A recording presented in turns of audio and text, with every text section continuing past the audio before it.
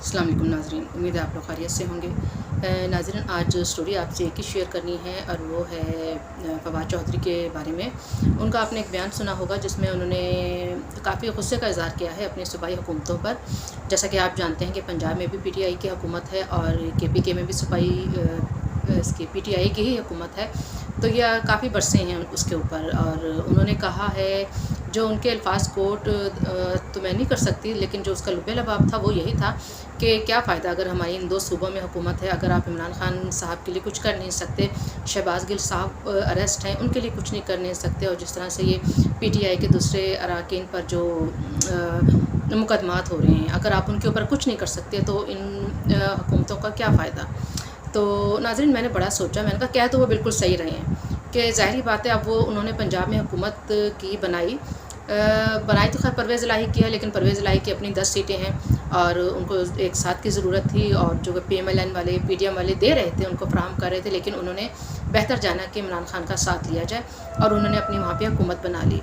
तो लेकिन दर पर्दा तो ये पीटीआई की हुकूमत है। तो अब सही बात कर रहे हैं फवाद चौधरी कि क्या फ़ायदा उनको हुकूमत बनाने का। अभी हुकूमत उन्होंने इसलिए तो बनाई नहीं ना थी कि जो पंजाब में, जनूबी पंजाब में हम देख रहे हैं जितनी सैलाब की तबाहकारियाँ हो रही हैं और जितना वहाँ पे बुरा हाल है, लोग बेघर हैं, और पानी जो था वो आब रहमत जो है उनके लिए आब ज़हमत बनी हुई है। तो बदतरीन सूरत हाल है वहाँ पे। परवेज़ इलाही साहब ने गए, मोहनस इलाही साहब जो कि कुछ भी नहीं है, लेकिन वो फिर भी हर चीज़ में साथ साथ होते हैं। परवेज़ इलाही साहब के उन्हीं को इंसान भेज देता है, लेकिन वो भी वहाँ पे नहीं गए, ना उनको महंगाई से कुछ सरोकार है आवाम की। यानी कि बात सही है, बात सही कह दी फवाद चौधरी साहब ने कि हमने इसलिए आपको हुकूमत नहीं दी थी कि आपके अवाम के बारे में सोचें, आप महंगाई के बारे में सोचें, आप सैलाब ज़दगान के बारे में सोचें, बल्कि अवाम आपको हमने हुकूमत इसलिए दी थी कि आप सिर्फ इमरान खान साहब का, पीटीआई के जो दूसरे अरकान हैं जिन पे अगर मुकदमात होते हैं तो उसका दिफा करें। अब नाज़रीन, मुकदमात का जहाँ तक सवाल आता है, तो अगर आप मुकदमात देखें जो इनके ऊपर मुकदमात हो रहे हैं, अब आप बताएं कि क्या PMLN ने या पीपल्स पार्टी ने या जो दूसरे PDM के जो धड़ी पार्टी है उसके अंदर क्या किसी ने जजेस के ख़िलाफ़ कोई बातचीत की या नाजेबा कोई बात की? और क्या आप ये बताएं कि जो PDM है या दूसरे जो पार्टीज़ हैं, क्या उनका कोई तोशाखाना का केस है, या उन्होंने इलेक्शन कमीशन में कोई झूठ या गलत हलफनामा जमा करवाया? नहीं, ऐसा कुछ भी नहीं है। ये सारे नाज़रीन वो इनके ऊपर मुकदमात बने हैं कि जो सबूत के साथ सामने आए हैं। अब फॉरेन फंडिंग केस का फैसला सामने आया है, जो 8 साल तक कार्रवाई होती रही है, वो इनके ऊपर केस बना है, जो सही केस बने हैं, गलत केस तो नहीं बने। अब दूसरा आप केस ले लें, तोशाखाना केस, अपने मुंह से कहते हैं कि हाँ मैंने घड़ी बेची थी और मेरे तोहफे हैं, मैं जो मर्ज़ी करूँ। अब देखें, अब इस इंसान को, वज़ीर आज़म, साबका वज़ीर आज़म को इतने सेंस नहीं है कि बेशक तोहफे तो इन्हीं को मिले हैं, लेकिन ये मुल्क के वज़ीर आज़म थे। ये एक वज़ादारी, एक नाज़रीन, एक इज़्ज़त की बात होती है कि वो देखें सीन के जब वो सऊदी शहज़ादे ने इनको घड़ी दी और ये घड़ी भी बेचने के लिए उसी के पास चले गए जिसने वो घड़ी बनाई थी, तो कितनी नाज़रीन इंसल्ट हुई है। एक वज़ीर आज़म ने ये काम किया, लेकिन उस शहज़ादे के दिल में, सऊदी शहज़ादे के दिल में पाकिस्तान का क्या इमेज आया होगा कि शायद ये पाकिस्तानी हैं ही ऐसे फ़कीर, भूखे मंगे टाइप के कभी पैसे मांगने के लिए आ जाते हैं, और कभी अगर इनको पैसा दे दो, अगर इनको इज़्ज़त में इजाफ़ा करके अगर इनको एक घड़ी बना के दे भी दी जाए तो वो बेचने के लिए निकल पड़ते हैं। तो ये इमरान खान साहब को कौन समझाए? इन्हें कोई समझा नहीं सकता, क्योंकि ये खान साहब हैं, और खान साहब दिमाग से कम सोचते हैं, दिल से ज़्यादा सोचते हैं, जज्बाती ज़्यादा होते हैं, और उसी जज्बातियत का इज़हार करके तो उन्होंने तोशाखाना के कोई टी सेट जो थे, अब टी सेट की देखें क्या वैल्यू होती है, इन्होंने टी सेट भी नहीं छोड़ा। वहाँ पे जो हनी की बोतल होती हैं, जो डेट्स होती हैं, नाज़रीन, इन्होंने कुछ भी नहीं छोड़ा। तो हमारे साबिक वज़ीर आज़म थे, अगर ये कुछ अरसा और रहते और अगर इनका कुछ और ये 5 साल पूरे करके ही निकलते, तो मेरा ख्याल है ये PM हाउस की जितनी भी चेयर्स, टेबल और बेड होते हैं, ये भी अपने घर बनी गाला ले जाते। चलो खैर, बात ये हो रही थी कि फवाद चौधरी को इस बात पे बहुत एतराज़ है कि इनके ऊपर केसेस बन रहे हैं। अब दूसरे जो है PMLN के और पीपल्स पार्टी के, इन पे केसेस, जवाबी केसेस क्यों नहीं बन रहे? तो भाई सीधी सीधी सी बात है कि उन्होंने कुछ ऐसा नहीं, उन्होंने नाज़रीन कुछ ऐसा नहीं किया। उन्होंने किसी जस्टिस ज़ेबा चौधरी का नाम लेकर, भरे मजमे में नाम लेकर, उनको ये नहीं कहा कि मैं तुम्हें छोड़ूंगा नहीं। नाज़रीन, उन्होंने ये नहीं किया कि उन्होंने तोशाखाने के चीज़ें चुराई हों, या उन्होंने फॉरेन फंडिंग केस में कोई ऐसी माली बेज़ाब्तगी उन्होंने की हो। तो अगर ये ऐसा किया होता तो उनके ऊपर भी केस बनता। لیکن چلیں بہرحال انہوں نے پنجاب حکومت کو بھی کافی فواد چودھری نے آڑے ہاتھوں لیا، اس کے علاوہ کے پی حکومت کو بھی لیا جہاں پہ ان کے اپنے وزیر اعلیٰ محمود خان بیٹھے ہوئے ہیں۔ تو دوسری بات ناظرین اب میں یہ کرنا چاہوں گی کہ عمران خان صاحب کو، جیسے کہ میں نے آپ کو پچھلے ولاگ میں بھی بتایا تھا، ان کو بیل مل گئی تھی، حالانکہ یہ خود نہیں گئے تھے، تو بایو میٹرک ان کا نہیں ہوا تھا، لیکن ان کو پھر بھی بیل مل گئی۔ تو ابھی تک یہ چل رہے ہیں لاڈلے، حالات اور جو یہی بتا رہے ہیں کہ ابھی بھی لاڈلے ہی ہیں اور ان کو بغیر جائے، یہ پاکستان کی تاریخ کا بھی ناظرین ایک بڑا یونیک کیس ہے کہ ان کو بیل مل گئی۔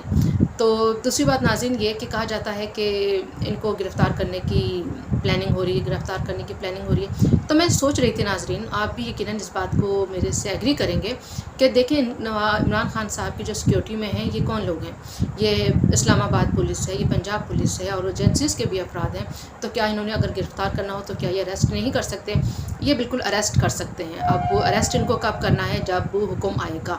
اب کہاں سے حکم آئے گا یہ آپ بھی جانتے ہیں، ہم بھی جانتے ہیں۔ تو کہا جاتا ہے ناظرین کہ جس دن ان کو اریسٹ کرنا تھا، جس دن بنی گالہ کے آگے سارے ان کے ورکرز بیٹھے ہوئے تھے، تو اس دن عمران خان صاحب بنی گالہ نہیں تھے، وہ وہاں سے نکل چکے تھے اور موٹر وے کے راستے وہ کہا جاتا ہے کہ پرویز الہی صاحب کے پاس جا رہے تھے۔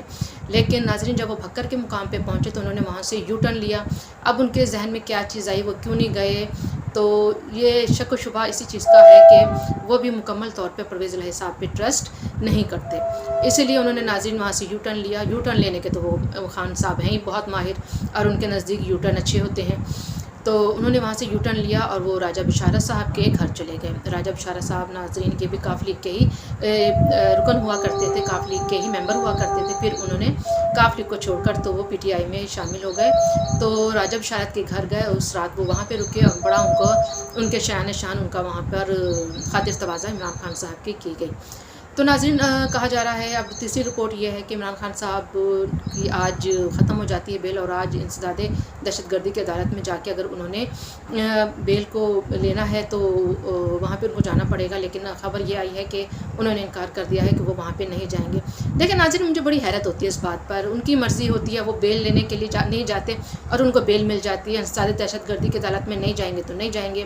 اسی طریقے سے ایف آئی اے نے بلایا ان کو، انہوں نے صاف انکار کر دیا کہ نہیں میں نہیں جاؤں گا، بلکہ میں ان کو میں کہوں گا کہ تم نے میرے اوپر کیوں میرے اوپر کیا کہتے ہیں کہ ایف آئی آر مجھے کیوں طلب کیا ہے، میں آپ کے اوپر اس کا کیس کروں گا۔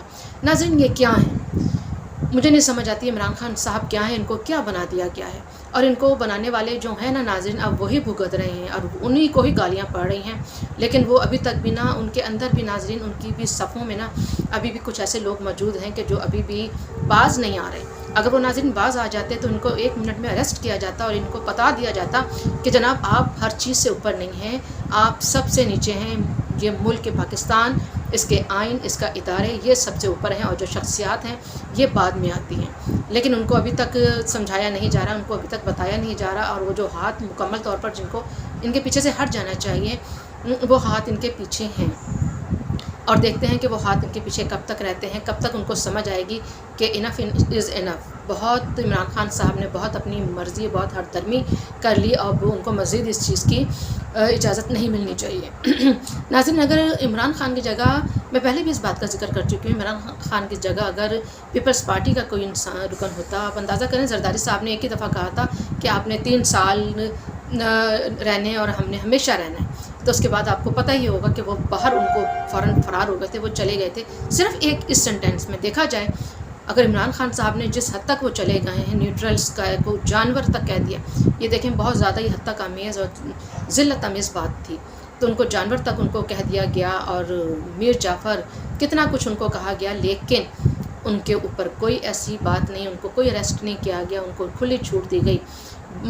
بابانگ دہل وہ جلسوں میں کھڑے ہو کے اے ایس پی اسلام آباد پولیس اور ڈی آئی جی او آئی جی، کیا مطلب یہ کہ ناظرین ان کا کوئی زبان پکڑنے والا، ان کے کوئی ہاتھ پکڑنے والا نہیں ہے کہ اب بس اب بہت ہو گئی۔